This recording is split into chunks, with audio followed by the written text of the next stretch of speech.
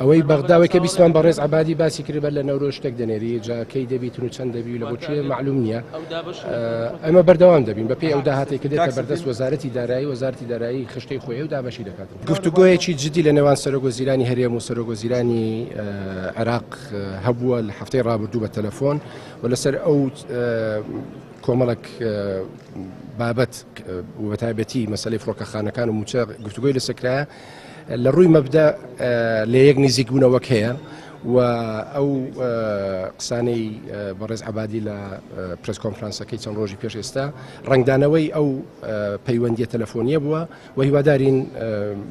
لەو ماوەی کە خۆی دەستنیشانی کردیا هەردووچی جێبەجێ بکە. بەشی زۆری وەزارەتەکان تەواو بوونە ئێستا تەمەن لە ئاستی پارێزگا لە بەڕێوەبەراتی گشتیەکان ئێستا شان دەکەن لە سولێمانینە و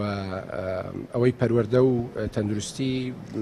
کۆتایی پێهاتی وەزارەتەکانی تر جارێ ماون. حکوومەتی هەرێم خۆی لە دوا کۆنفرانسی سەرۆکی ئەنجومەنی وەزیران ئیعلانی کرد کە بە پێویست زانی لەگەڵ لایەنە سیاسیەکان دانیشتون کە بەڵام دیارە لایەنە سیاسیەکان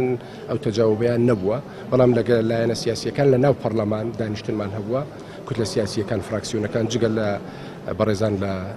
بزوتنەوەی گۆڕان ئامادە نەبوون ئەگەر ناوانی تر هەموو ئامادە بوون. حکوومەت قەوارێکی سیاسی فەرمیە و زادەی هەڵبژاردنێکی پاک و بێگەردی خەڵکی کوردستانە لەبەرەوە نە بەغدا نە هیچ لایەنێک ناتوانێت پەراوێزی حکوومەتی هەرێمی کوردستان